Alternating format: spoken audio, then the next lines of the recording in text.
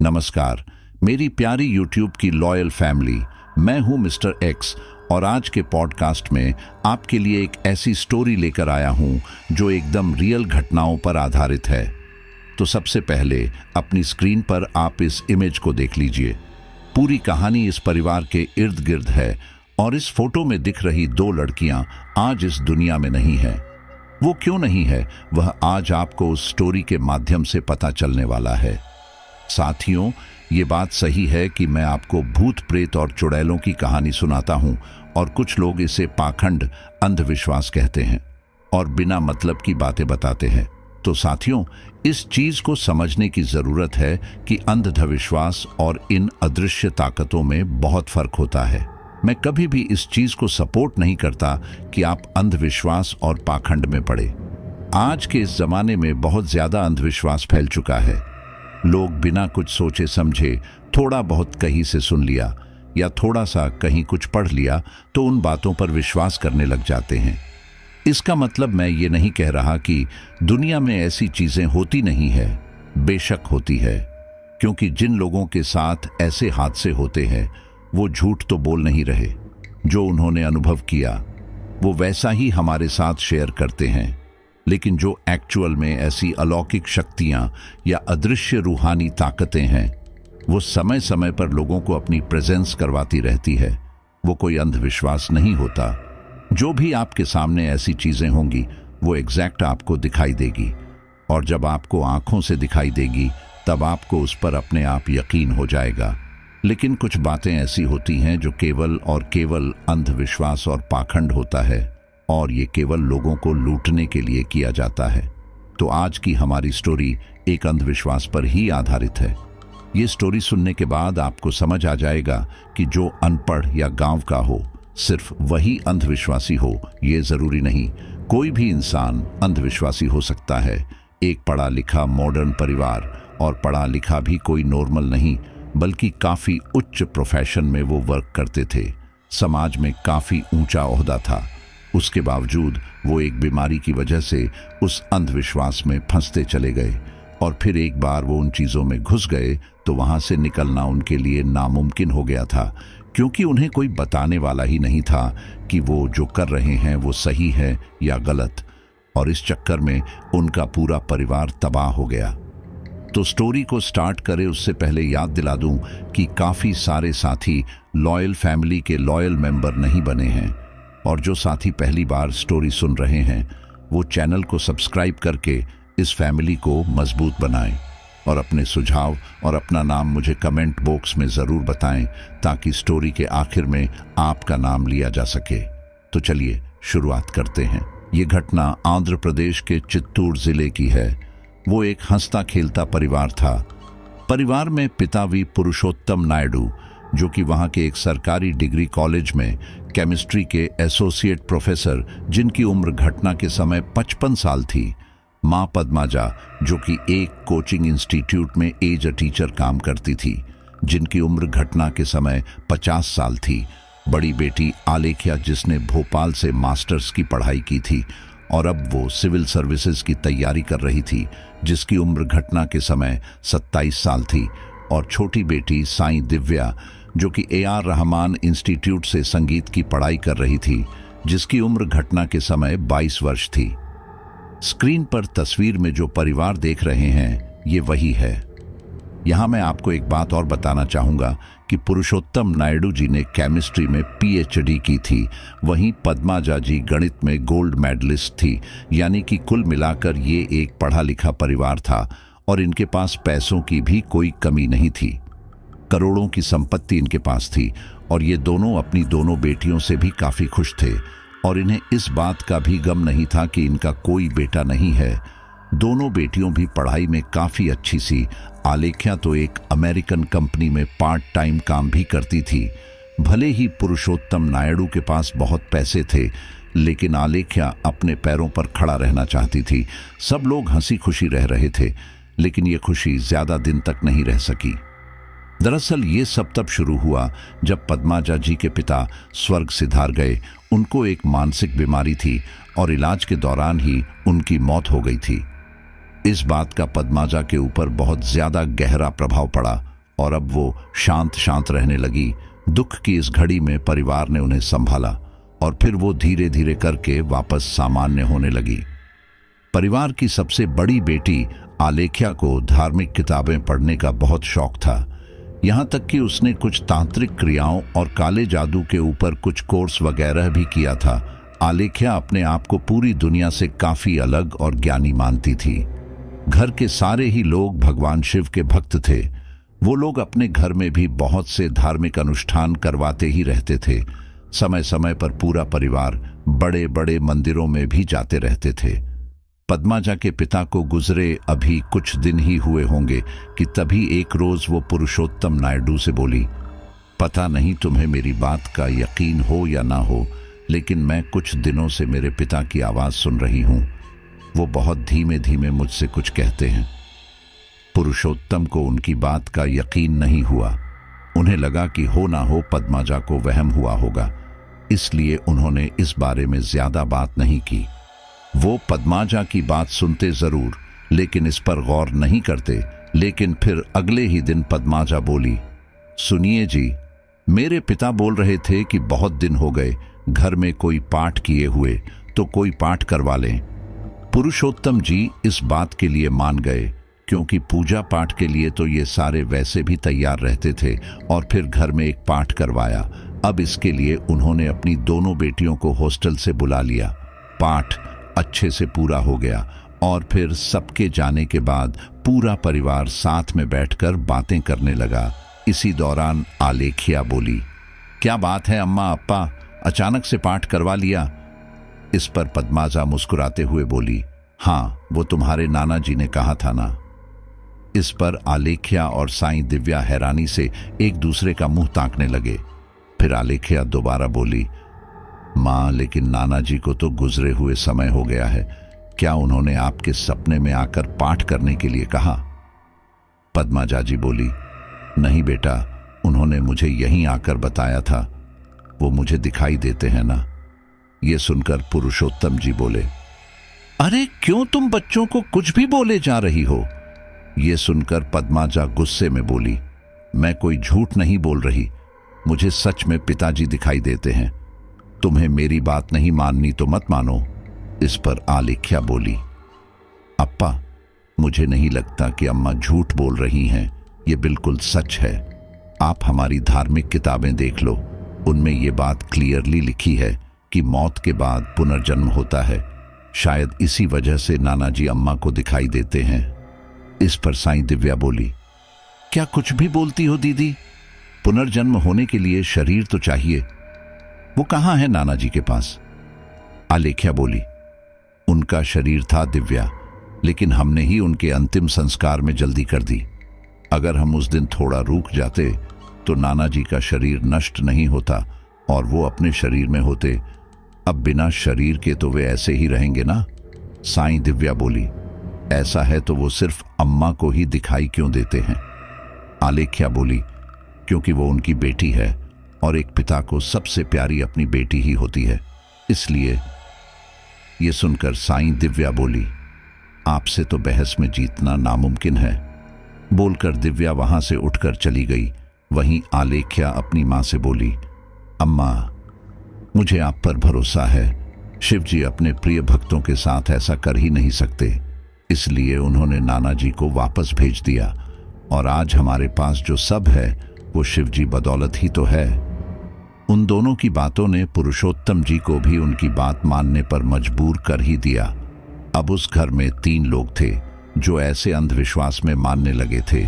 वहीं साईं दिव्या उनकी बात से बिल्कुल भी सहमत नहीं थी। उन्हें बस यह उनकी मां का बहम लगता था, लेकिन वह उन लोगों से ज्यादा बहस भी नहीं करना चाहती थी। खैर, कुछ दिन वहां रुककर वह दोनों लड़कियां वापस अपने अपने हॉस्टल के लिए निकल गई और माता पिता घर में अकेले रह गए। लेकिन उस घर में रहते हुए भी वो दोनों अब भी इस बात में मानते थे, पद्माजा के पिताजी उनके साथ हैं, और यहाँ तक कि वह हर आने वाली स्थिति के लिए उन लोगों से बात भी करते हैं। इसी दौरान इन लोगों ने जुलाई 2020 में एक नया घर खरीदा, जिसमें यह लोग घटना के समय में रह रहे थे। ये वही घर है जहां ये परिवार रह रहा था। नया घर खरीदे जाने पर भी घर में एक बहुत ज्यादा बड़े स्तर पर पूजा का आयोजन किया गया, जिसमें कई ब्राह्मणों को भोग लगाया गया। इसी के साथ ही घर में दोबारा से एक अन्य अनुष्ठान करवाया गया, जिसमें परिवार के हर सदस्य ने इसमें बढ़ चढ़कर भाग लिया। यहाँ तक कि उनके रिश्तेदारों ने भी, जिनमें उनके चाचा और मामा भी शामिल थे। पूजा होने के बाद वह सारे रिश्तेदार तो चले गए, लेकिन आलेख्या और साईं दिव्या अभी घर पर ही थी, क्योंकि इस समय कोरोना वायरस भारत में तेजी से फैल रहा था। इस दौरान दोबारा से पद्मजा जी ने अपने परिवार से कहा, पिताजी और शिव जी के आशीर्वाद से हम लोगों ने आखिरकार यह नया घर खरीद ही लिया। ये सुनकर साईं दिव्या बोली, इसमें भगवान का और नाना जी का आशीर्वाद तो है ही, लेकिन उससे ज्यादा आप लोगों की मेहनत है। अगर हमारे पास पैसे नहीं होते तो हम यह कैसे खरीदते? इस पर पुरुषोत्तम नायडू बोले, नहीं बेटा, हमारे पास जो भी है सब भगवान और ससुर जी की बदौलत है। ये बात साईं दिव्या को काफी अजीब लगी। उसके पिता भी आलेख्या और उसकी मां की बोली बोल रहे हैं, लेकिन वह इस बारे में ज्यादा कुछ न बोली। अब आलेख्या धार्मिक और काले जादू की किताबों का गहरा अध्ययन करने लगती है। वो पुनर्जन्म और मौत के बाद वापस जीवित होने के रहस्यों का भी पता लगाने की कोशिश करती है। यहां मैं आपको एक बात और बता दूं कि पुरुषोत्तम नायडू जी और पद्माजा जी अपने आस पड़ोस के लोगों से ज्यादा बात नहीं करते थे, लेकिन आए दिन उनके घर से पूजा पाठ और हवन के मंत्रों की आवाज आती रहती थी। इस लॉकडाउन के दौरान भी इन लोगों का डेली रूटीन सेम रहता है। सारे सुबह सबसे पहले उठकर नहा धोकर पूजा वगैरह करते हैं, उसके बाद ही सारे काम किए जाते हैं। इसी दौरान एक दिन जब आलेख्या अपने कमरे में कोई धार्मिक किताब पढ़ रही थी, तब उसकी मां पद्माजा वहां उसके लिए कॉफी लेकर आती है और कहती है, क्या पढ़ रही हो आलेख्या? आलेख्या बोली, कुछ नहीं अम्मा, मैं बस हिंदू धर्म के ऊपर लिखी ये किताब पढ़ रही थी। मैंने बहुत किताबों में पुनर्जन्म के बारे में पढ़ा है और हमारे नाना जी भी तो आपसे बात करते हैं। क्या ये सच में पॉसिबल है? पद्माजा जी बोली, सब कुछ पॉसिबल है, लेकिन ये काम सिर्फ वो ही कर सकता है जो कोई मामूली इंसान ना होकर एक महान चेतना हो। और आलेख्या, तुम मानोगी नहीं, लेकिन सच तो ये है कि तुम ये कर सकती हो। ये सुनकर आलेख्या हैरानी से बोली, लेकिन अम्मा, मैं कैसे कर सकती हूं? पद्माजा जी बोली, एक बात बताओ आलेख्या, हमारे घर में सारे ही लोग पढ़े लिखे हैं और वो मॉडर्न बातों में भी विश्वास रखते हैं। हम पूजा पाठ करते हैं, लेकिन किसी धार्मिक अनुष्ठान के लिए हम सभी किसी न किसी पंडित पर ही तो आश्रित रहते हैं। लेकिन हम सबसे अलग तुमने अपना एक अलग रास्ता चुना, तंत्र मंत्र सीखने का रास्ता। और ये सब तुमने यूं ही नहीं किया, बल्कि यही तुम्हारी नियति है। आलेख्या मंत्र मुग्ध सी उनकी बातें सुन रही थी। फिर पद्माजा जी बोली, जानना चाहती हो ना कैसे? आलेख्या ने हाँ में अपनी गर्दन हिला दी। फिर पद्माजा जी बोली, मैं तुम्हें ये बात पहले ही बता सकती थी, लेकिन तब सही समय नहीं था। लेकिन अब ये बिल्कुल सही समय है। तुम कोई मामूली इंसान नहीं, बल्कि अर्जुन हो। वही अर्जुन जिसने महाभारत का युद्ध न सिर्फ लड़ा था, बल्कि जितवाया भी था। उस समय वो युद्ध तो खत्म हो गया, लेकिन कल युग का युद्ध जीतना बाकी है। आलेख्या हैरानी से बोली, कलयुग का युग, ये कब होगा? पद्माजा जी बोली, बहुत जल्दी होगा और तुम्हें इसके लिए तैयार रहना होगा। तुम्हें अपनी तंत्र मंत्र की शक्तियों को बढ़ाना पड़ेगा, ताकि सही समय आने पर तुम अपनी शक्तियों का इस्तेमाल कर पाओ। आलेख्या ने हाँ में अपनी गर्दन हिला दी। फिर वो कुछ देर बाद बोली, लेकिन अम्मा, ये सब आपको कैसे पता? पद्माजा जी मुस्कुराई और बोली, मुझे सब पता है आलेख्या, क्योंकि मैं भी कोई मामूली इंसान नहीं, बल्कि शिव का कलयुग का अवतार कालिका हूं। यह सुनकर आलेख्या उनके पैरों में गिर पड़ी और बोली, मुझे माफ कर दीजिए, आप हमारे सामने थे और हम आपको पहचान ही नहीं पाए। पद्माजा जी ने आलेख्या को उठाया और कहा, तुम इसीलिए नहीं पहचान पाई क्योंकि मैं अपनी पहचान किसी को भी बताकर कलयुग के दुश्मनों को आगाह नहीं करना चाहती थी। आलेख्या हैरानी से बोली, कलयुग का दुश्मन कौन है वो? पद्माजा जी बोली। वो हर जगह है आलेख्या, अभी तुम उन्हें देख नहीं पाओगी, लेकिन धीरे धीरे जैसे ही तुम्हारे अंदर नव चेतना की जागृति होगी तुम्हें वो दिखेंगे, इसलिए तब तक के लिए तुम तैयार रहो। तुम ध्यान लगाकर अपनी कुंडलिनी ऊर्जा जागृत करो और फिर हम एक एक करके दिव्या और तुम्हारे पिता को भी कलयुग के इस युद्ध में मिला लेंगे। और फिर उसके बाद आलेख्या ने और भी ज्यादा किताबें पढ़ना शुरू कर दी और ध्यान लगाना भी शुरू कर दिया। इन्हीं सब के दौरान आलेख्या ने अपने इंस्टाग्राम पर अपनी ये फोटो शेयर करके कैप्शन में कुछ लिखा, जो कि आपको स्क्रीन पर दिख रहा है। ये तस्वीर पोस्ट करते हुए आलेख्या लिखती है, सिर पर बना ये मैसी बन ध्यान करने में बहुत मदद करता है, ये पिरामिड की तरह लगता है। अब मुझे पता चला कि साधु ऐसे अपने बाल क्यों बांधते हैं, ये एक तरह का एनर्जी मैग्नेट है। आलेख्या इस तरह के पोस्ट अपने सोशल मीडिया अकाउंट पर करती रहती थी। उसकी बहन साईं दिव्या उसकी कई पोस्ट पर कमेंट भी करती थी, लेकिन हाँ, साईं दिव्या कभी कोई पोस्ट नहीं डालती थी। इन्हीं सबके कुछ दिन बाद आलेख्या अपनी मां पद्मजा जी से बोली, जब से मैंने आपकी बात मानकर अपने अंदर की शक्ति को जागृत करना शुरू किया है, तब से मुझे मेरे अंदर एक अलग ही अनुभूति महसूस होती है। मुझे ऐसा लगता है कि मैं बहुत शक्तिशाली हूं और मैं कुछ भी कर सकती हूं। और इतना ही नहीं, मुझे हमारे घर में अलग अलग साए भी नजर आते हैं और ज्यादातर वो साए दिव्या के पास नजर आते हैं। पद्माजा जी बोली, ये वही शक्तियां हैं जिनसे हमारा युद्ध है, और हो ना हो उन्होंने दिव्या के शरीर पर कब्जा जमाना शुरू कर दिया है। और अभी तो ये शुरुआत है, तुम इससे भी कहीं ज्यादा शक्तिशाली हो जिसका अंदाजा तुम्हें नहीं है, लेकिन तुम्हें धीरे धीरे करके अपनी शक्तियां जल्द से जल्द जागृत करनी होगी। इसी जनवरी महीने की 24 तारीख को कलयुग खत्म हो जाएगा और सतयुग आ जाएगा। उससे पहले ही हमें यहां पर मौजूद नकारात्मक शक्ति नष्ट करनी होगी। आलेख्या ने अपनी मां की बात ध्यान से सुनी और फिर अब वो अपने हासिल किए हुए ज्ञान का प्रैक्टिकल करके भी देखने लगी। आलेख्या अपने कमरे में अब तंत्र मंत्र की प्रैक्टिस भी करने लगी और इसके लिए उसे जिस भी सामान की जरूरत पड़ती वह सामान उसे पद्माजा जी और पुरुषोत्तम जी दोनों प्रोवाइड करवाते। इन्हीं सब प्रकरण के दौरान घर की सबसे छोटी बेटी साईं दिव्या की अचानक तबीयत खराब रहने लगी।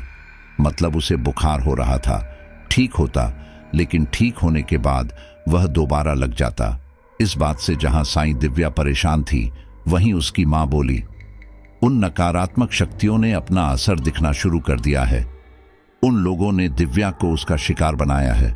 अगर हमने जल्दी कुछ नहीं किया तो यह सब हम पर हावी हो सकते हैं। ये सुनकर पुरुषोत्तम जी हैरानी से बोले, तो अब हमें क्या करना चाहिए? पद्माजा जी बोली, हमें युद्ध के लिए खुद को तैयार करना होगा। इस महीने की 24 तारीख को हमारे और उन काली शक्तियों के बीच में एक बड़ा युद्ध होगा, जो कि 24 जनवरी की पूरी रात चलेगा। और मुझे पूरा यकीन है कि वो युद्ध हम जरूर जीतेंगे, क्योंकि इस युद्ध में हमारे साथ शिव जी भी रहेंगे। और फिर युद्ध जीतने के बाद 25 जनवरी से वापस सतयुग आ जाएगा। कहते हुए पद्माजा जी की आंखों में एक चमक आ गई थी। सब लोगों ने इस काम में पद्माजा जी का साथ देने की सोची, लेकिन साईं दिव्या ने इसके लिए साफ मना कर दिया, क्योंकि वह इन सब बातों में इतना नहीं मानती थी। वह भगवान की भक्त जरूर थी, लेकिन ये बात हजम करना उसके लिए थोड़ा मुश्किल था। ये देखकर पद्माजा जी बोली, दिव्या इतनी आसानी से यह बात नहीं मानेगी, क्योंकि हम लोग कलयुग में जन्मे हुए हैं, तो यह सब बातें उसके दिमाग में इतनी आसानी से नहीं आएगी। लेकिन कोई बात नहीं, धीरे धीरे करके वह भी हमारे साथ जुड़ने लगेगी, मुझे पूरा यकीन है। उसके बाद वो तीनों ही इस युद्ध की तैयारी करने लगे। कुछ दिनों बाद ही आलेख्या ने सबसे कहा, मैं अपनी शक्तियों का परीक्षण करने की सोच रही हूं, ताकि हमें यह पता चले कि हम युद्ध के लिए तैयार हैं या नहीं। पद्माजा जी बोली, ठीक है, तुम आज ही अपनी शक्तियों का परीक्षण करो।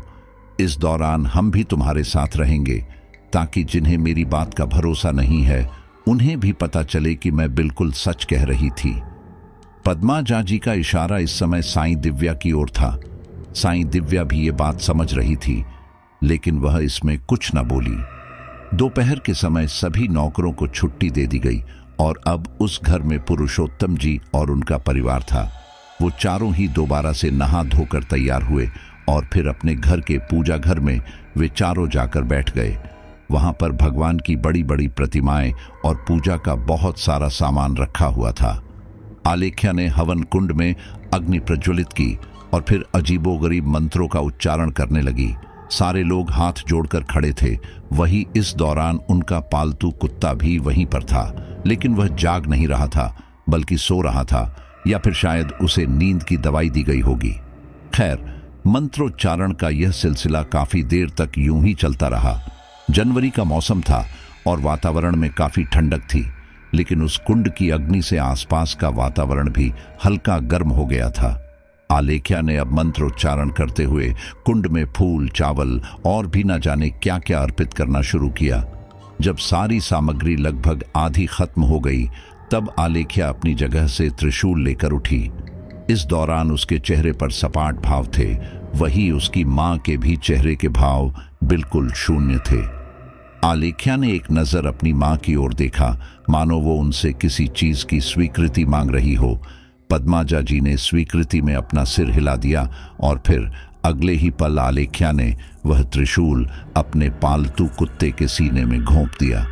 ये देखकर जहां पद्माजा जी के चेहरे पर तृप्ति के भाव थे, वहीं पुरुषोत्तम नायडू जी ये सब देखकर एकदम दंग रह गए। वहीं साईं दिव्या तो चीख ही पड़ी। आह! उसकी चीख से सभी लोगों का ध्यान उसकी ओर गया और फिर साईं दिव्या गुस्से में बोली, ये आप क्या कर रही हो दीदी? आपको अनुष्ठान करने को बोला था ना, कि हमारे कुत्ते को मारने को बोला था। आलेख्या बोली, ये इस अनुष्ठान का ही हिस्सा है दिव्या, लेकिन तुम फिक्र मत करो, ये सुबह तक वापस पुनः जीवित हो जाएगा। अब ये सुनकर साईं दिव्या को पहले से ज्यादा गुस्सा आया और वो बोली, क्या बकवास है ये? मैं ज्यादा कुछ बोल नहीं रही। इसका मतलब ये नहीं कि आप कुछ भी कहें और मैं मान लूं। अब तक आपकी इन बेवकूफ़ियों को मैं नज़रअंदाज कर रही थी, लेकिन यह बात मैं बर्दाश्त नहीं करूंगी कि आपने अपने इस पागलपन में हमारे कुत्ते की जान ले ली, और अब ना ही मैं इसमें आप लोगों का और साथ देने वाली हूं। बोलकर साईं दिव्या वहां से गुस्से में चली गई। उसके जाने के बाद पुरुषोत्तम जी बोले, ये बात तो दिव्या ने बिल्कुल सही कही है। आज तुम लोगों की बेवकूफ़ी की वजह से हमारा टोमी हमारे साथ नहीं है। इस पर पद्माजा जी बोली, डरने की बात नहीं है, वो सुबह तक वापस आ जाएगा। मेरा यकीन करो, ये सब हमने उसकी जान लेने के लिए नहीं, बल्कि तुम दोनों को ये साबित करने के लिए किया था कि ये सब झूठ नहीं है। आप ये मत भूलिए कि मेरे पिताजी को भी दोबारा जीवन मिल गया था, लेकिन अगर हम उनका अंतिम संस्कार उस समय ना करते तो वे आज हमारे साथ साधारण मानव रूप में रह रहे होते। पद्माजा जी की बात सुनकर पुरुषोत्तम जी ने एक ठंडी सांस ली और कहा, ठीक है, अगर तुम दोनों ये बात इतने ही दावे के साथ कह रही हो तो मैं मान लेता हूं, लेकिन अगर कल दोपहर तक भी हमारा कुत्ता हमें वापस नहीं मिला तो तुम दोनों को ये सब बंद करना पड़ेगा। पद्माजा जी ने इसके लिए हां कर दी और फिर वे तीनों भी अपने अपने कमरों में जाकर आराम करने लगे। सुबह होने वाली थी। वे चारों ही अपने अपने कमरों में आराम से सो रहे थे कि तभी अचानक सुबह के समय उन्हें किसी कुत्ते की भौंकने की आवाज आई। वो आवाज सुनकर सबसे ज्यादा शॉक्ड साईं दिव्या हुई, क्योंकि वो आवाज उनके घर में से ही आ रही थी और उनके घर के कुत्ते को तो कल रात आलेख्या ने मार दिया था। वो हैरानी से अपने बिस्तर से उठकर बाहर की तरफ आई। बाहर आकर उसने देखा कि उसके पिता पुरुषोत्तम भी बाहर ही खड़े थे। अपने पिता को वहां देखकर साईं दिव्या हैरानी से बोली, अप्पा, आपने भी हमारे पैट की आवाज सुनी क्या? पुरुषोत्तम नायडू हैरानी से बोले, मतलब तुम्हें भी? साईं दिव्या ने हैरानी से हाँ में अपनी गर्दन हिला दी और फिर वे दोनों नीचे ग्राउंड फ्लोर की ओर बढ़ने लगे। नीचे आकर उन्होंने देखा कि उनका कुत्ता खून से लथपथ जमीन पर पड़ा था। इस दौरान वो अपने घाव को चाट भी रहा था। अब वे दोनों इससे आगे कुछ करते, वहां पर पद्माजा जी और आलेख्या भी आ जाती हैं। वहां आते ही पद्माजा जी बोली, क्या हुआ? आप दोनों इतने हैरान क्यों हैं? तभी आलेख्या बोली, माँ, मैंने हमारे कुत्ते के लिए डॉक्टर को फोन कर दिया है। वो आकर इसके घाव पर मरहम पट्टी कर देंगे।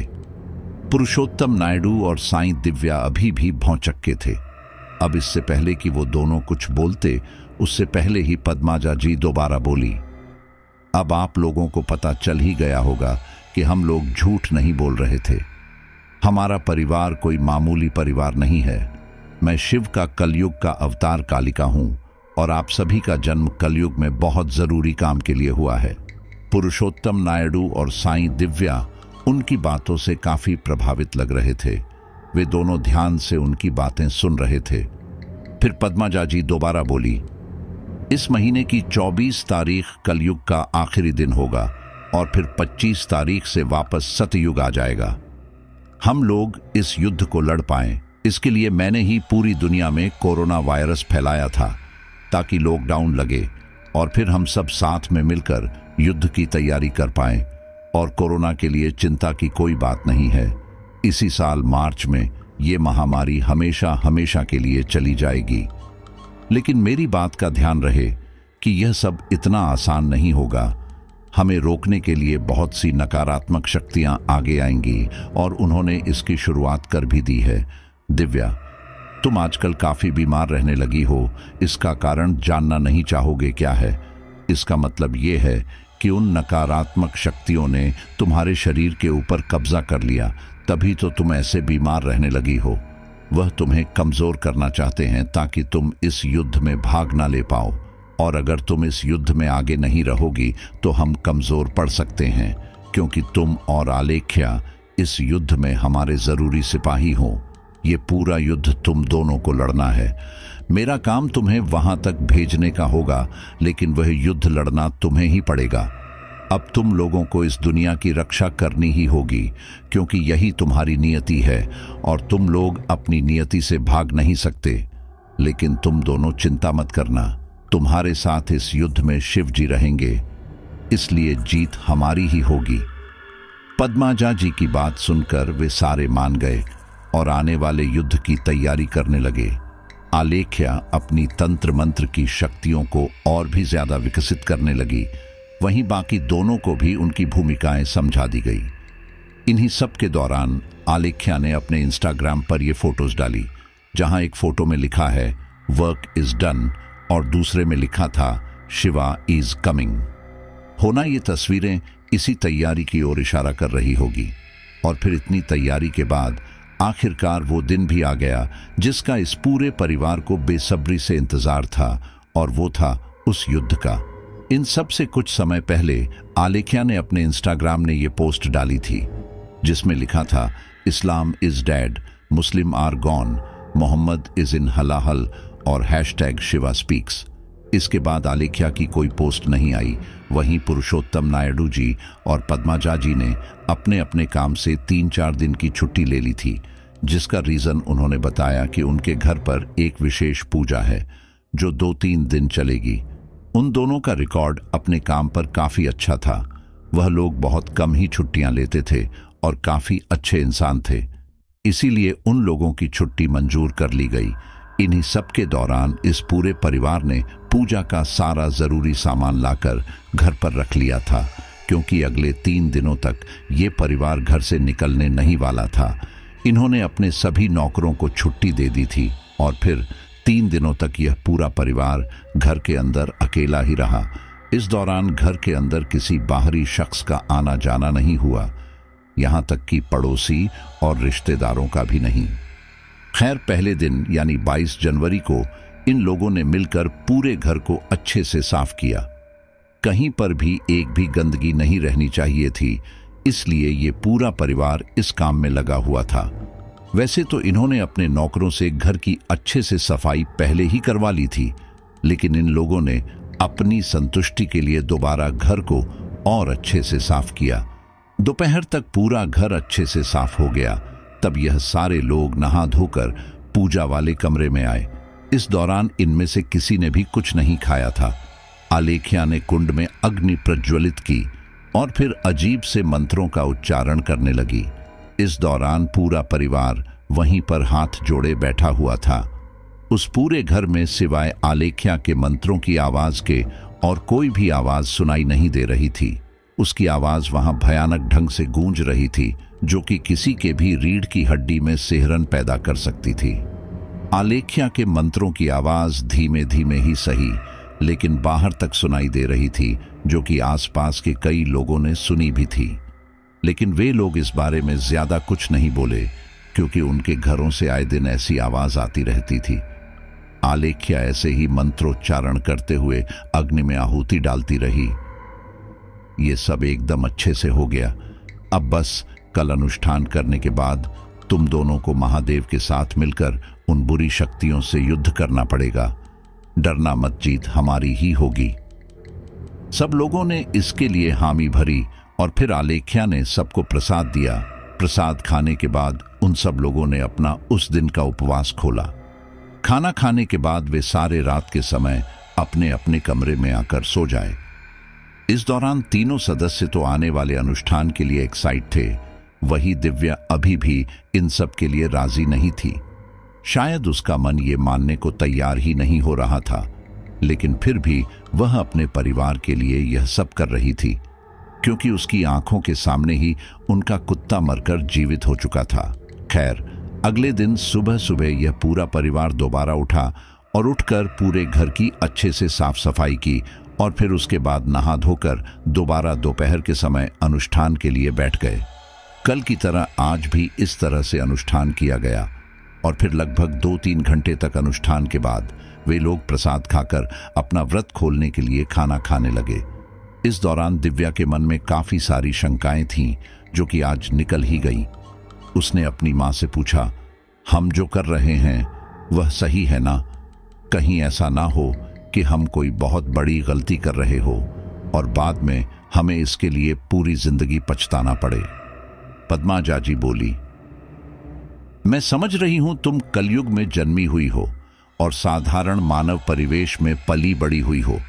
ऐसे में यह बात तुम्हारे समझ में आनी थोड़ी मुश्किल है और तुम्हें यह बात बताए हुए ज्यादा समय भी नहीं हुआ है, लेकिन मेरी बात कर यकीन करो, मैं जो कर रही हूं वह सबकी भलाई के लिए कर रही हूं।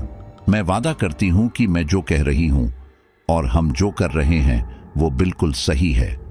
इन सब के बाद हम सभी लोग सतयुग में जाएंगे। यहां पर जितनी भी नकारात्मक शक्तियां हैं, जितने भी ऐसे लोग हैं जो दूसरों का बुरा करते हैं, वह सभी के सभी इसके बाद भस्म हो जाएंगे और सतयुग में सिर्फ वही लोग जाएंगे जो लोग उसके लायक होंगे। ये सुनकर पुरुषोत्तम नायडू जी बोले, हाँ बेटा, तुम्हारी माँ बिल्कुल सही कह रही है। साधारण परिवेश में रहने के कारण ही तुम्हारे दिमाग में इस तरह के विचार आ रहे हैं, लेकिन अब यह समय दिमाग से काम लेने का है। तुम्हें इस घड़ी में पीछे नहीं हटना है। सबको तुम्हारी जरूरत है। अब इस पूरी दुनिया को सिर्फ तुम और आलेख्या ही बचा सकते हो। और तुम डर क्यों रही हो? तुम अकेले थोड़ी ना लड़ोगे। तुम्हारे साथ आलेख्या और साक्षात शिव होंगे और उनके रहते तुम्हें किसी से डरने की जरूरत नहीं है, क्योंकि शिव अपने भक्तों की हर मुसीबत से रक्षा करते हैं। पुरुषोत्तम नायडू जी की बात सुनकर दिव्या आगे कुछ ना बोली। उसने हाँ में अपनी गर्दन हिला दी, लेकिन उस समय मन ही मन दिव्या भी इस बात के लिए राजी नहीं थी। खैर, अगला दिन आया, यानी कि 24 जनवरी का दिन। इस पूरे परिवार को इस दिन का बहुत बेसब्री से इंतजार था, क्योंकि उनके हिसाब से आज ही के दिन कलयुग का अंत होने वाला है, जिसका अंत यह लोग खुद करेंगे और इसके लिए यह लोग सुबह से इसकी तैयारी करने लगे। परिवार के सब लोगों ने मिलकर दोबारा से पूरे घर को अच्छे से साफ किया और फिर पूजा वाले घर में आकर बैठ गए। इस दौरान एक चीज अलग हुई, वो ये कि जहां 2 दिन के अनुष्ठान में आलेख्या और साईं दिव्या साधारण सलवार सूट में थी, वहीं आज के दिन दोनों ने ही एक एक लाल साड़ी अपने शरीर पर लपेटी हुई थी। इस दौरान इन दोनों के शरीर पर उस साड़ी के अलावा और कोई कपड़ा नहीं था। खैर, वो अनुष्ठान शुरू हुआ। अनुष्ठान हर दिन के हिसाब से चल रहा था, लेकिन इस दौरान जहां घर के बाकी सारे सदस्य एकदम सामान्य बने हुए थे, वहीं दिव्या के चेहरे पर घबराहट के भाव साफ देखे जा सकते थे। उसने घबराते हुए एक नजर उन सब की ओर देखा और फिर कहा, मुझे डर लग रहा है। ये सब करना जरूरी है क्या? अगर हम लोग यह ना करें तो क्या सतयुग नहीं आएगा? पद्माजा जी बोली, सतयुग आएगा, लेकिन अगर तुम लोगों ने यह सब नहीं किया तो फिर हमारे साथ साथ बाकी के सारे ही अधर्मी लोग भी सतयुग में आएंगे। फिर सतयुग को कलयुग बनने में कितना ही समय लगेगा। इसलिए यह सब करना जरूरी है ताकि सारे अधर्मी यहीं भस्म हो जाएं, और तुम्हें यह करना ही होगा। तुम अपनी नियति से भाग नहीं सकती। फिक्र मत करो, शिव हमारे साथ है, और फिर तुम्हारे साथ तो मैं शिव का अंश कालिका हूं, तो तुम्हें डर कैसा। अगर मुझे लगा कि कहीं कुछ गड़बड़ है तो फिर मैं सब कुछ सही कर दूंगी। तुम लोग फिक्र मत करो। ये सब सुनकर साईं दिव्या आगे कुछ ना बोली, लेकिन उसके मन में अभी भी यह बात घर कर गई थी कि अगर यह सब सही नहीं हुआ तो फिर क्या होगा। खैर, वह अनुष्ठान वैसे ही चलता रहा। हर बीतते समय के साथ साथ दिव्या की घबराहट भी बढ़ती जा रही थी, और फिर वह समय भी आया जिसका उन सभी को इंतजार था, सिवाय दिव्या के। अनुष्ठान पूरा होने के बाद आलेख्या बोली, अनुष्ठान पूरा हुआ अम्मा, अब आपको इस त्रिशूल से दिव्या को मारना होगा। ऐसा होते ही दिव्या उन काली शक्तियों से मुक्त हो जाएगी। ये सुनकर दिव्या घबराते हुए बोली, अरे लेकिन मैं ही पहले क्यों? पहले आप क्यों नहीं जाती? आलेख्या बोली, तुम्हारे शरीर पर काली शक्तियां घर कर चुकी है, इसलिए पहले तुम्हें ही जाना पड़ेगा। इससे तुम्हारा शरीर उन काली शक्तियों से मुक्त हो जाएगा, और फिर इसके कुछ देर बाद मैं भी आती हूं। लीजिए मां, और मार डालिए दिव्या को। ये सुनकर पद्माजा जी ने वो त्रिशूल उठाया और दिव्या की ओर बढ़ने लगी। दिव्या का दिल जोरों से धड़कने लगा, उसकी आंखों के आगे मौत नाचने लगी, और फिर दिव्या ने वही किया जो कि एक सामान्य इंसान करता। मौत के डर से उसने अपनी मां को दूर धक्का दिया और फिर वहां से भाग निकली। पूरे परिवार ने अनुष्ठान से पहले घर के सभी खिड़कियों और दरवाजों को अच्छे से लगा दिया था ताकि कोई भी बाहर ना जा पाए। लेकिन अब दिव्या यहां से बाहर जाना चाहती थी, लेकिन जा नहीं सकती थी। इसलिए दिव्या घबराते हुए ऊपर स्थित अपने कमरे की ओर बढ़ने लगी। वहीं इस दौरान उसके घर वाले भी उसके पीछे पीछे आने लगे। पद्माजा जी उसके पीछे पीछे त्रिशूल लाते हुए बोली, तुम अपनी नियति से भाग नहीं सकती दिव्या, ये सब तुम्हें करना ही पड़ेगा। इसी के लिए तुम्हारा जन्म हुआ है। तुम चिंता मत करो, तुम्हें कुछ नहीं होगा। तुम सुबह होने पर अपने शरीर में वापस आ जाओगी। साईं दिव्या तेजी से किसी कमरे के अंदर घुस गई और अंदर से दरवाजा लगा लिया। उसके घर वाले अब तक दरवाजे के पास आ चुके थे, लेकिन तब तक दिव्या ने दरवाजा लगा लिया था। उसके पिता दरवाजा खटखटाते हुए बोले, हमारी बात मानो बेटा, तुम्हें कुछ नहीं होगा। तुम साधारण इंसानों की तरह व्यवहार मत करो। साईं दिव्या घबराते हुए बोली, मुझे नहीं पता कि मैं कोई खास हूं या नहीं, लेकिन मैं इतना जानती हूं कि मुझे नहीं लगता यह सब करके कुछ हासिल होगा। आप सभी लोग पागल हो गए हैं, और पागलपन में आप लोग हमारी हत्या करना चाहते हैं। मैं मरना नहीं चाहती, प्लीज भगवान के लिए मुझे छोड़ दीजिए। अपने बच्चों की हत्या करने के बाद आपको शिवजी भी माफ नहीं करेंगे। ये सुनकर पद्माजा जी गुस्से में बोली, तुम्हें युद्ध के लिए जाना ही पड़ेगा। अपनी मर्जी से ना सही, मेरी मर्जी से ही सही। दिव्या कुछ समझ पाती उससे पहले ही कमरे का दरवाजा खुल गया और कमरे के अंदर वे तीनों आ गए। उन तीनों को देखकर दिव्या हैरानी से बोली, आप लोग अंदर कैसे आए? तब पद्माजा जी बोली, इस घर के सभी दरवाजों की चाबी मेरे पास रहती है, और बिना मेरी मर्जी के तुम कहीं नहीं जा सकती। तुम्हें युद्ध के लिए जाना ही होगा, समझी? तुम्हें युद्ध के लिए जाना ही होगा। यह सुनकर दिव्या काफी घबरा गई।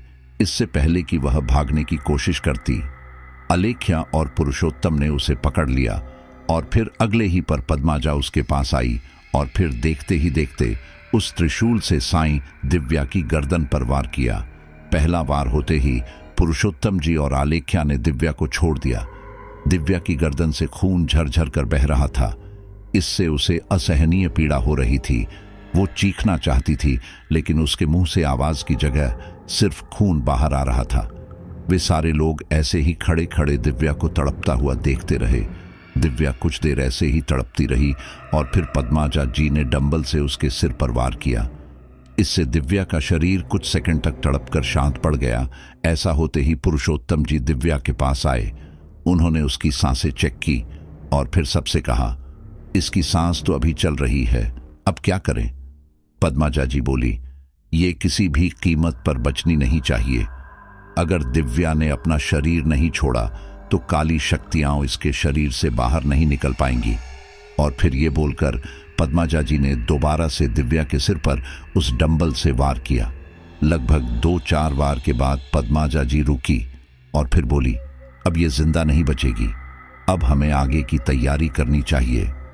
ये सुनकर आलेख्या कमरे से बाहर आई और फिर थोड़ी देर बाद एक कैंची लेकर कमरे में आई और वो कैंची उसने पद्माजा जी को दी। पद्माजा जी ने उस कैंची से साईं दिव्या के बाल काटे और फिर वे तीनों मंत्रोच्चारण करते हुए उस कमरे से बाहर आ गए। वो लोग वहां से सीधा पूजा वाले कमरे में आए और फिर वहां आकर शिव जी की प्रतिमा के आगे साईं दिव्या के बाल अर्पित किए। उसके बाद पद्माजा जी बोली, चलो, आखिरकार दिव्या के इतना मना करने के बावजूद हम उसे युद्ध में भेजने के लिए कामयाब रहे। अब बस हमें शाम तक का इंतजार और करना है और फिर उसके बाद पूजा कर आलेख्या को भी युद्ध में भेज देंगे। ये सुनकर पुरुषोत्तम जी बोले, वो सब तो ठीक है, लेकिन दिव्या के निष्प्राण शरीर का तब तक क्या करें? पद्माजा जी बोली, हमें कुछ करने की जरूरत नहीं है। उसका शरीर जहां है उसे वहीं रखे रहने देना होगा। सुबह होने तक वो उसकी जगह से हिलना नहीं चाहिए। अगर हमने उसे अपनी जगह से हटाया तो दिव्या वापस अपने शरीर में नहीं आ पाएंगी। इस पर वह दोनों ही राजी हो गए और फिर शाम होने का इंतजार करते रहे। इस दौरान पद्माजा जी बीच बीच में जाकर दिव्या की सांस चेक कर रही थी। दिव्या की सांस इन सब के 1 घंटे तक चलती रही, लेकिन उसके बाद आखिरकार उखड़ ही गई। वे सारे लोग शाम होने तक का इंतजार करने लगे। शाम होते ही वे सारे दोबारा उठकर पूजा वाले कमरे में आए, लेकिन उससे पहले पद्माजा जी वापस उस कमरे में आईं जहां दिव्या का मृत शरीर पड़ा था। वहां आकर उन्होंने एक बार दोबारा उसकी सांसें चेक की और फिर वापस पूजा वाले कमरे में आ गई। वहां आकर पद्माजा जी बोली, भगवान का शुक्र है कि दिव्या जिंदा नहीं है। अगर वो जिंदा होती तो हम आगे का अनुष्ठान पूरा नहीं कर पाते। और फिर उसके बाद वे सारे लोग मिलकर दोबारा अनुष्ठान करने लगे। दोबारा से कुंड में अग्नि प्रज्वलित की गई और दोबारा से उसी तरह से मंत्रोच्चारण की आवाजें आने लगी, लेकिन इस बार वे तीनों ही एक साथ मंत्रोच्चारण कर रहे थे। उनके मंत्रोच्चारण की आवाज घर से बाहर तक भी जा रही थी और आसपास में रहने वाले कुछ लोगों को भी सुनाई दे रही थी। लेकिन उन्होंने इसमें कुछ भी नहीं किया, क्योंकि उन लोगों के घर पर पूजा अनुष्ठान वगैरह होते रहते थे। उन सबको यही लगा कि हर बार की तरह इस बार भी कोई पूजा या अनुष्ठान ही इनके घर पर हो रहा होगा, लेकिन असल में तो इनके घर में एक खूनी खेल चल रहा था। खैर, अनुष्ठान पूरा होते ही आलेख्या अपनी जगह से उठ खड़ी हुई। इसी के साथ ही उसके माता पिता भी उठ खड़े हुए। इस दौरान उन तीनों के ही चेहरों पर एकदम सपाट भाव थे। पद्माजा जी ने आलेख्या की ओर एक नजर देखा और फिर गंभीर आवाज में कहा, आलेख्या, क्या तुम युद्ध के लिए तैयार हो? आलेख्या ने कहा, जी अम्मा, मैं तैयार हूं।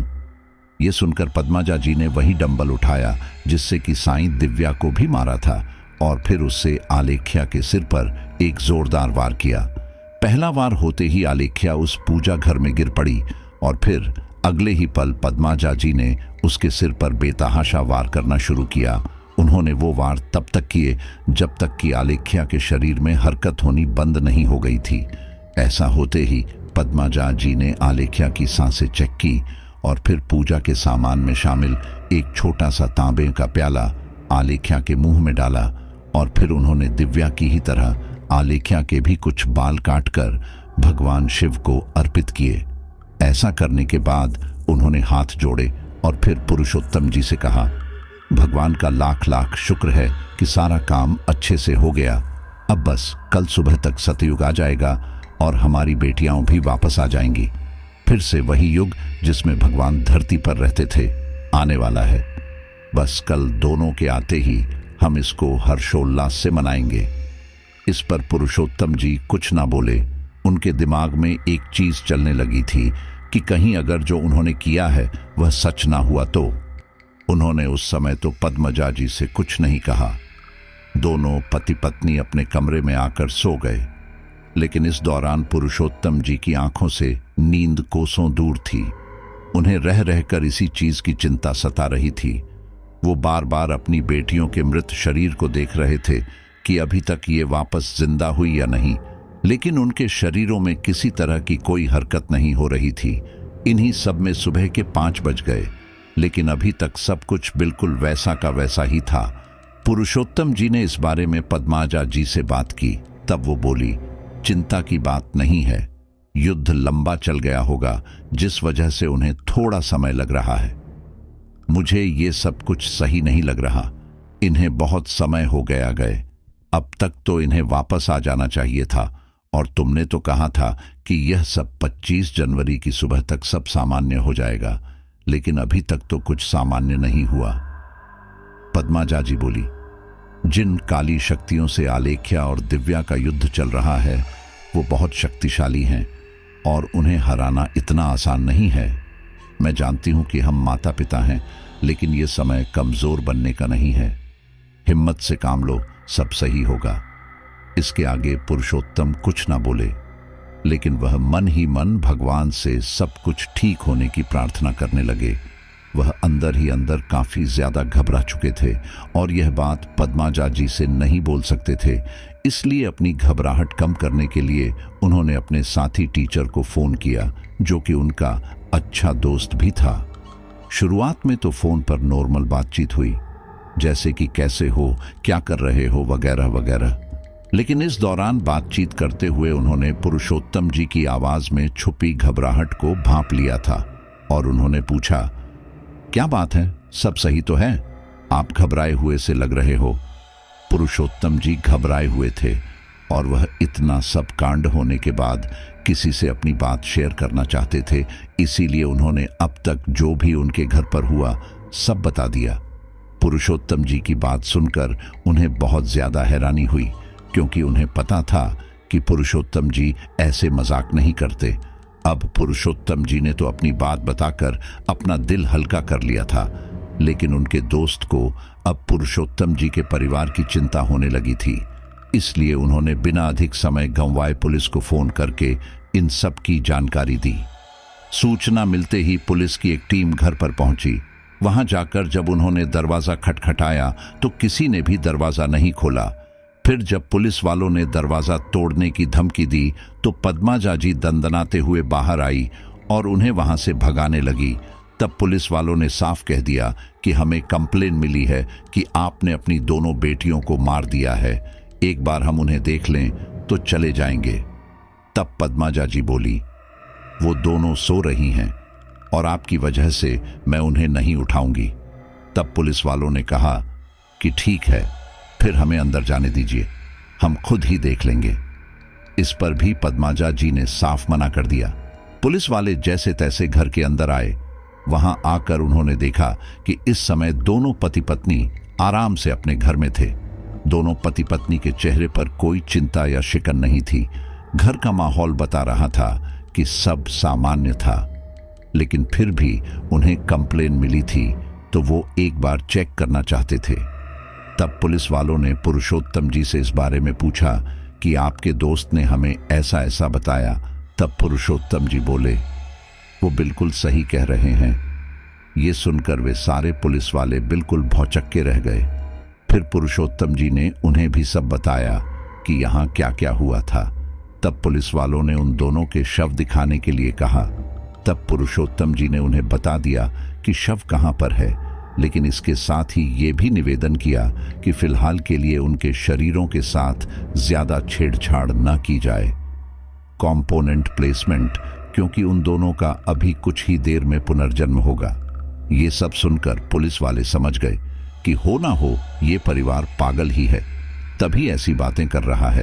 खैर, पुलिस वालों ने दोनों शवों को देखा और फिर वापस पुरुषोत्तम जी से सवाल जवाब करने लगे। इस दौरान पुरुषोत्तम नायडू जी अपनी बातों पर अड़े रहे जो उन्होंने अपने दोस्तों को बताई थी। वहीं पद्माजा जी गुस्से में उन्हें भला बुरा कहे जा रही थी। पुलिस ने दोनों को गिरफ्तार किया और फिर आलेख्या और दिव्या के शवों को भी पोस्टमार्टम के लिए भेज दिया। इस केस की जांच में पाया गया कि नायडू परिवार भले ही काफी पढ़ा लिखा और समृद्ध था, लेकिन इस पूरे परिवार की ही मानसिक स्थिति अच्छी नहीं थी। इस परिवार में पद्माजा एक मानसिक बीमारी, शेयर्ड इल्यूजन नाम की एक रेयर बीमारी से ग्रसित थी। इस बीमारी से ग्रसित इंसान अपनी ये बीमारी 2 या 2 से ज्यादा लोगों को भी कर देता है। पद्माजा के परिवार में उसके पिता, चाचा और आलेख्या को भी यही बीमारी थी, लेकिन पुरुषोत्तम नायडू जी और साईं दिव्या को ये बीमारी नहीं थी। उन्हें ये बीमारी पद्माजा जी और आलेख्या से हुई थी। इस बात को आज 3 साल से ऊपर हो चुका है। पुरुषोत्तम नायडू और पद्माजा जी का मानसिक इलाज चल रहा है, लेकिन वे लोग अब भी यही बात बोलते हैं कि उनकी बेटियां वापस जरूर आएंगी। तो साथियों, आज की स्टोरी यहीं पर कंप्लीट होती है और आपसे यही रिक्वेस्ट करूंगा कि आप कभी भी इस अंधविश्वास और पाखंड के जाल में ना फंसें। अब आप कहेंगे कि भाई आप भी तो यही चीज सुनाते हो। तो साथियों, मैं आपको जो घटनाएं हमारे देश में घटित होती हैं, मैं उन्हीं को आधार बना करके आपको ये स्टोरी सुनाता हूं। और काफी सारे लोगों के साथ ऐसे इंसिडेंट होते हैं, और शायद आप में से कई लोग तो ऐसे भी हैं जो इन चीजों को अनुभव कर चुके हैं, या उनके परिवार में किसी न किसी के साथ ऐसी घटनाएं हो चुकी हैं, लेकिन उन्होंने समय रहते उन चीजों को पहचाना और उनका इलाज करवाया, न कि किसी झाड़ फूंक के चक्कर में फंसे। हमें इस चीज को भी समझने की जरूरत है कि ये चीजें हर किसी इंसान के साथ नहीं होती। केवल चुनिंदा केस ऐसे होते हैं जिनमें किसी इंसान का ऑरा इतना डाउन होता है जिसकी वजह से उसके आसपास ऐसी ताकतें घेरा बनाने लगती है, या कुछ और कारण भी हो सकते हैं, लेकिन हर बार ऐसा हो कोई जरूरी नहीं। आज के समय कई बीमारियां चल रही हैं जिसमें इंसान मानसिक रूप से परेशान हो जाता है, तो समय रहते हमें उनका डॉक्टर के पास से इलाज कराना चाहिए, न कि हर बार हमें ऐसे ही किसी झाड़ फूंक के चक्कर में फंसना चाहिए। कई बार देखने को मिलता है कि लोग अपनी तरक्की के लिए, लालच के लिए, पैसों के लिए छोटे बच्चों की बलि दे देते हैं। तो साथियों, भगवान कभी भी ऐसा नहीं कहते, और भले ही दुनिया में कुछ शैतानी ताकत भी हो, तो वो भी आपको इस प्रकार से कभी भी सक्सेस नहीं बनाएगी। ऐसे रास्तों पर केवल और केवल आपकी बर्बादी होती है। आप जरूर स्टोरीज का आनंद लीजिए और उनसे सीखने की कोशिश कीजिए, लेकिन आप इस चीज को ऐसे मत मानो ये आपके साथ हो रहा है, ये कोई बीमारी हो सकती है, तो हमेशा बाबाओं के पास ना जाकर के सही जगह जाकर उसका इलाज करवाएं। बस यही आपको एक सबसे बड़ा मैसेज देना था, और मैं उम्मीद करता हूं कि ये स्टोरी आपको काफी ज्यादा पसंद आई होगी। और अगर आप स्टोरी को आखिर तक सुन रहे हैं तो अभी की अभी कमेंट बॉक्स में अपना नाम लिखिए, ताकि अगली स्टोरी में आपका नाम लेने की कोशिश की जा सके। चलिए अब अपने कुछ लॉयल फ्रेंड्स के नाम लेते हैं। अनिल कुमार आजमगढ़, विशाल सिंह सूरत, श्रीकांत खरे महाराष्ट्र, दिनेश यादव आगरा, विष्णु प्रसाद पंजाब, सूरज झारखंड, रविंद्र उत्तर प्रदेश, मनोज सोनिया सोनीपत, राजीव कुमार शर्मा दिल्ली, अमित शर्मा दिल्ली। सभी साथियों का दिल से धन्यवाद। और इस कहानी को तैयार करने में हमारी हेल्प की है ममता सहाय ने। मिलते हैं एक और नई स्टोरी के साथ।